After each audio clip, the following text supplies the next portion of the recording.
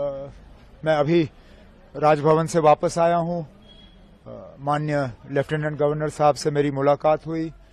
मुलाकात के दौरान मैंने उन्हें नेशनल कॉन्फ्रेंस, कांग्रेस, सीपीएम, आम आदमी पार्टी और जिन इंडिपेंडेंट्स के तरफ से नेशनल कॉन्फ्रेंस को समर्थन की चिट्ठी मिली है, उन्हें उन चिट्ठियों को मैंने लेफ्टिनेंट गवर्नर साहब के हवाले किए और उनसे गुजारिश की कि जल्द से जल्द वो तारीख मुकर्रर करें ताकि यहाँ ओथ लिया जाए और लोगों की चुनी हुई हुकूमत जो है अपना काम संभाले। किस तारीख को सर ओथ सेरेमनी? अब ये लंबा सिलसिला रहेगा क्योंकि ऐसा नहीं है कि एक इलेक्टेड गवर्नमेंट को दूसरे इलेक्टेड गवर्नमेंट का जो है में तब्दील होगा। सेंट्रल रूल है, यूनियन टेरिटरी है और गवर्नर साहब को एक अपने कागज तैयार करके पहले राष्ट्रपति भवन भेजने हैं। राष्ट्रपति भवन से वो फिर होम मिनिस्ट्री में जाते हैं। होम मिनिस्ट्री अपना उसमें प्रोसीजर करके वो जो उनको अपनी कागजी कार्रवाई करनी होती है वो सारा करके वापस आ जाता है। तो फिलहाल हमें ये कहा गया है कि इसमें 2-3 दिन तो लग ही जाएंगे।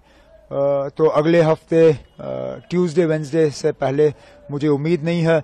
उम्मीद की जा रही है कि अगर ये सारा जल्दी हो जाता है तो वेंसडे को हम ओथ सेरेमनी यहाँ कर लेंगे। ऐसा कयास लगाया जा रहा था कि इंडिया अलायंस के तमाम बड़े नेता इस ओथ सेरेमनी में मौजूद रह सकते हैं, तो किन अब आप अभी वो आप फारूक साहब से बात करिए।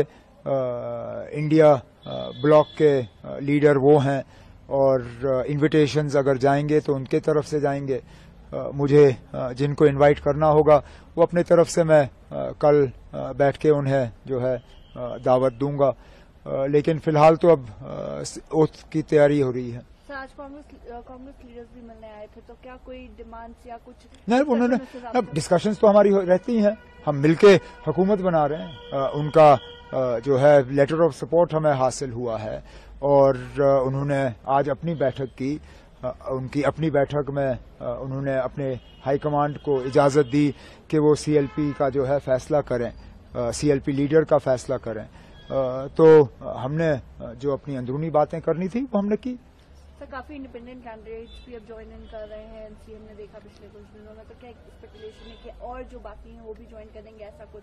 न, ऐसी बात नहीं है। ये आमतौर पे वही लोग हमारे साथ जुड़ रहे हैं जो पहले भी हमारे साथ जुड़े हुए थे। एक आध को छोड़ के ये सारे वही हैं जिनको शायद अलायंस की वजह से अपनी सीट नहीं मिल पाई और वो आज़ाद उम्मीदवार के तौर पे इलेक्शन लड़के गए और जीत गए।